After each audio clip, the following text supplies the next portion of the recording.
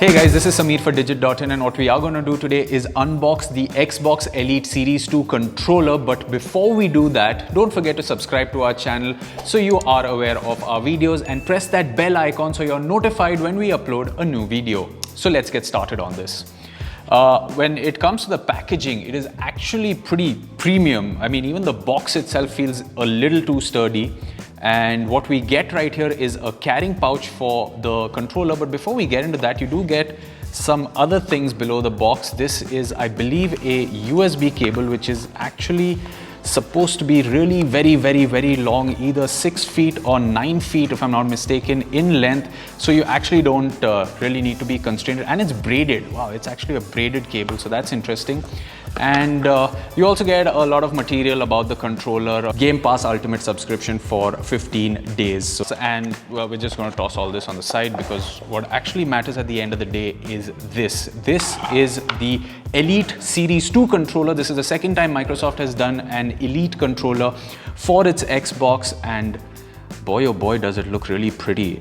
So the first thing that you're going to notice is the fact that it has this rubberized grip that wraps all around the grip, and that's something that we saw in the first generation of the controller, but it stopped on the bottom half. Out here what we have it is all the way around onto the grip. The grip is nice. We do have the interchangeable D-pad. So before we get into everything else that you get this little magnetic charging dock as well, and as you can see, there is a little magnetic strip out here, so it actually just fits onto the controller, and it charges via USB-C this time, so there is no micro USB cable. And if you want to leave it in the box, there is a little housing out here, and you can actually take the USB cable and connect it through this into the housing, and it's going to magnetically charge over there, be ready for you when you want to play. The carrying case is pretty premium, and the rest of the thumbsticks, so you get 6 thumbsticks overall. We're probably going to show you guys what all these 6 thumbsticks look like.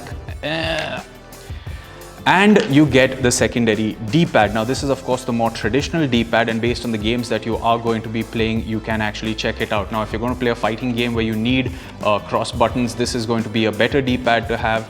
Otherwise, we could just magnetically remove this and interchange it with the older D-pad, and it just clips on. It's the same story with the thumbsticks as well. You could just plonk one off, plonk one on, and it's good to go.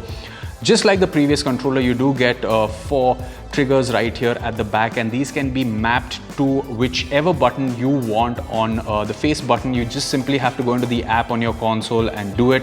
What you can see out here are some locks for the triggers. So right on top, then you're going to get absolutely the deepest press for a trigger, but as you go down, you have 3 levels of control. So now it's going in halfway, and right at the bottom, these are as tactile as the shoulder button, so there's very little draw. You also get the individual rumble feeling. So if you're playing like a racing game, each trigger is kind of going to try to individually give you a rumble feel.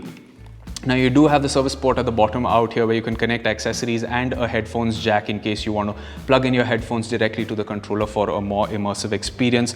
But it is in the thumbsticks where the actual magic lies. So if you, let's say, want a taller thumbstick for more precision, you actually get that. I mean, I guess you can see the difference in the length of the thumbsticks that you get, and some of them are concave, some of them are convex. You have also some which are slightly deeper than the others.